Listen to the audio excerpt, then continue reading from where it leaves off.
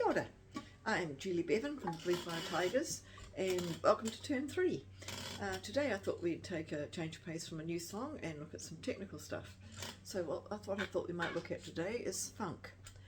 Really enduring, popular style of music, never goes out of style. You know, from the great bands like Earth, Wind and Fire right through to the bands we have playing this stuff today.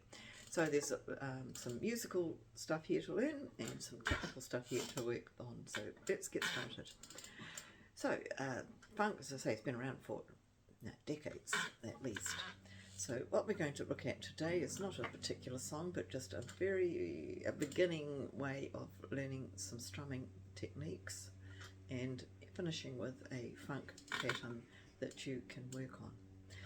So without further ado, so first of all, there's a few things we need to look at. Number one is, because this style of music uses scratching or ghost notes, this is when we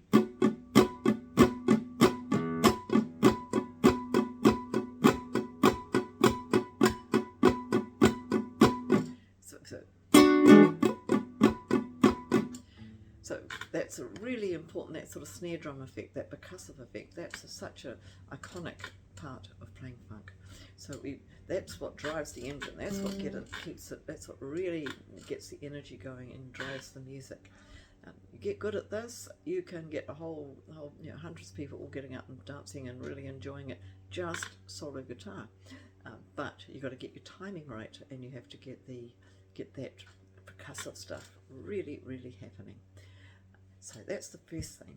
So to do that, the chord shapes we use, which we're going to use in between the scratching, there's the ghost notes.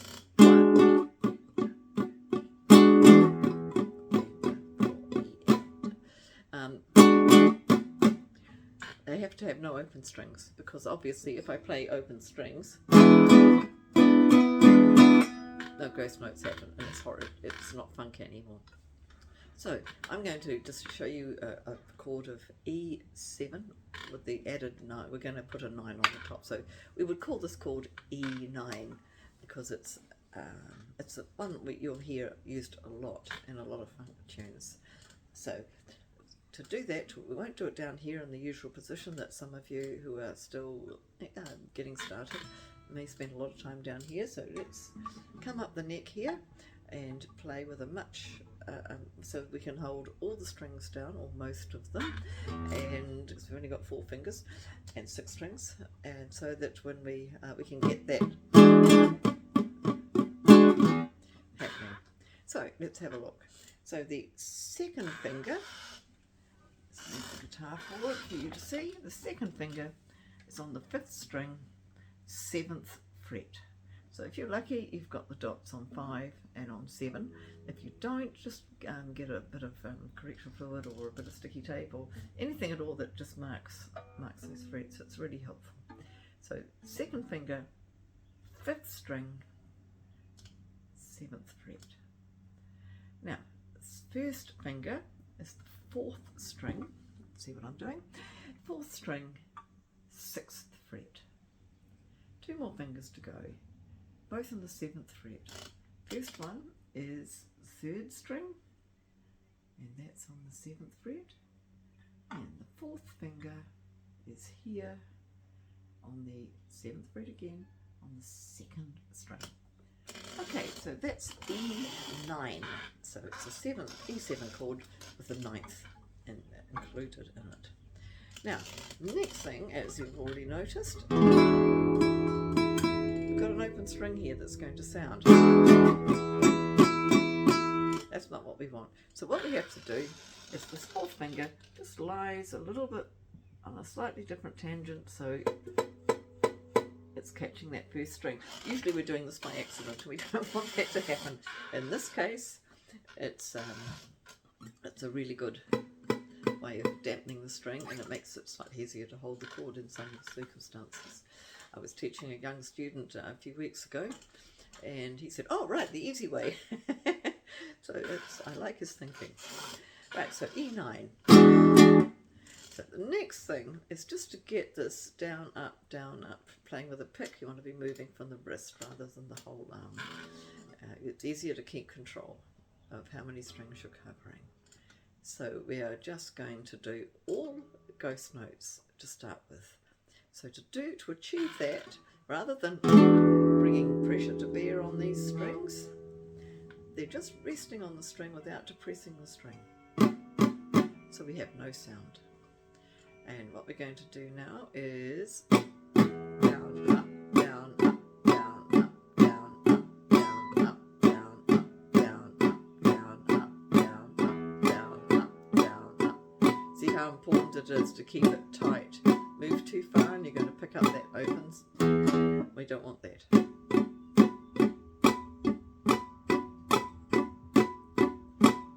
Now, second thing, which is essential in all music, but in this music you can't do it if you don't do this. This music all relies on playing sixteenths. This might be a new phrase to some of you. Simply meant that what we're doing, simply put, is to take one beat and manage to divide it into 4 equal parts.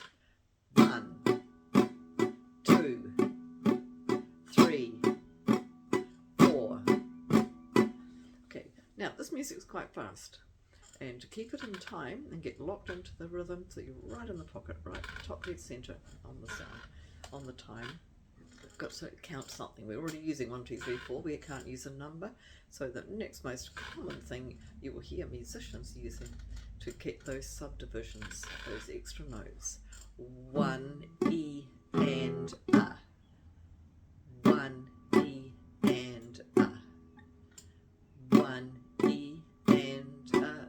2 E and A. 3 E and A. 4 E and A. Because we're not going to try and count to 16, we'll do our heads in. So this is the standard way of doing it. All musicians do this, from drummers to bagpipe players to everybody. DJs, the whole lot. 1 E and A, 2 E and A, 3 E and A, 4 E and A. Why are they called sixteenths? Because we are managing to get 16 strokes in across 4 counts. For the 4 beats, we've got this 1, 2, 1, 2, 3.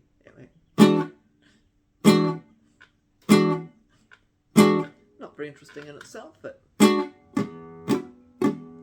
putting those extra notes in make all the difference. 1 E and A, 2 E and A. So practice this slowly. Use a metronome. That's one of those annoyingly irritating things that go click, click, click, click, click, click, click, click. They're free apps all over the place. You can download onto your phone or onto your computer or your tablet or whatever you're using, and dial up a nice slow speed and count with it. Now the fun bit is if you are in time, you won't be able to hear the metronome. That's one of the wonderful things. It's like freewheeling down a hill on a bike. There's no resistance. You are absolutely bang in the pocket. 1. So you want to count these 16th notes. 1 E and A, 2 E and A, 3 E and A, 4 E and A. Now find a metronome if you can that will give you those subdivisions. They do exist. There's a couple of free downloads that I've found that you can use that will give you those 16ths. You dial up the number of beats for, in the bar. In this case it's going to be 4, and then you can bring in those subdivisions of eighths.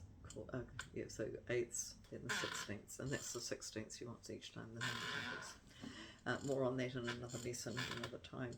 Anyone who wants to know more about that, please in the comments just drop a line below and I will fill you in. So back to our E9, which if you remember was 5th string, 7th fret, 4th string, 6th fret, 3rd string, 7th fret, 2nd string, 7th fret also, making sure that this 4th finger lies across the 1st string and prevents it from sounding.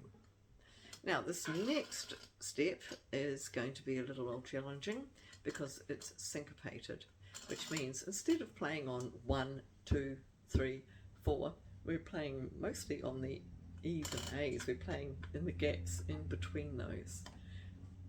we're not usually playing even on the and. Now, straight to pop music, rock music tends to be 1, 2, 3, 4, 1 and 2 and 3 and 4, and this is quite different. So this is going to be just a little bit more challenging to get your head around, especially what's going to occur at the end of the beat 2. So what we're going to do is we're going to play the first two, the direction of travel matters too. So make sure you can keep this up, down, sorry, down, up, down, up, because if you strum in the wrong direction, you throw the rhythm out as well. So it just moves simply up and down, which sounds easy until you try to incorporate the left hand. Do it super, super slowly. You don't want to make any mistakes. People always say, oh, practice, practice, practice, you'll get better. You won't unless you practice getting it right and not getting it wrong. If you are practicing and making mistakes, all you're doing is learning how to play your mistakes extremely well, which you don't want. So you have to dial the speed down to the point where you don't make mistakes. It doesn't matter how slow that is. And with that in mind, we're going to do this next step super, super slowly.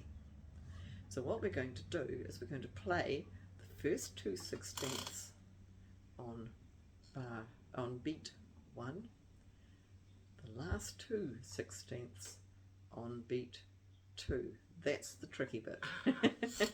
So very, very slowly we're going 1 E and 2 E and 3 E and 4 E and 1 E and 2 E and 3 E and 4 E and 1 E and 2 E and 3 E and 4 E and 1 E and remember to just release the fingers off the string. Okay, it's speed. It's keep counting though. Where was I at the end when I stopped? I hadn't reached the end of the 4 beats, so where was I? Always, always count. 1 E and 2 E and 3 E and 4 E and 1 E and 2 E and 3 E and 4 E and 1 E and 2 E and 3 E and 4 E and 2 E and didn't play the 2 notes. So you can see how important it is. Concentrate and count all the time. You can't afford not to count. Nobody can. I've never met a musician at any level who's any good who isn't counting all the time. 1 and 2 E, 1 and 2 E and 3 E and 4 E and 1 E and 2 E and 3 E and getting those last 2, the end of beat 2, the last 2 sixteenths at the end of beat 2 may be challenging for many of you watching this video. It is challenging, especially if you don't have experience in listening to this kind of music a lot. But that's where the magic is. That's where the energy is. That's where all the groove comes from. All the they talk about driving the train. That's where it comes from. Hitting those 2 notes that are off the beat. They're playing in between the beats, so it's completely different. Although it has the same musical origins from Africa and from jazz, African rhythms and jazz. It's a completely different take on that, so it's highly syncopated. This one is a fairly entry level, if you like, pattern for funk. There are many, many others, and these guys like Earth, Wind and Fire, who I mentioned before, are so good and were so good for so long, simply because they can play a groove like that all night and not get it wrong, not lose time, just right, getting on with it. 1 E and 2 E and 1 E, 1 E and 2 E and 1 E and 2 E and 3 E and 4 E and 1 E and 2 E and 3 E and 4 E and 1 E and 2 E and okay, got to get those in the right place, or you don't have funk anymore. So let me know how you've enjoyed this. It's always useful for me to have feedback to know where I can target it better or take it more slowly or less slowly as you find useful. And don't forget, I can help you individually over Messenger or WhatsApp or whatever your messaging service of choice happens to be, and answer some of those questions and maybe take a little bit more advanced look at it. So please enjoy, and we'll see you next time. Thank you for watching.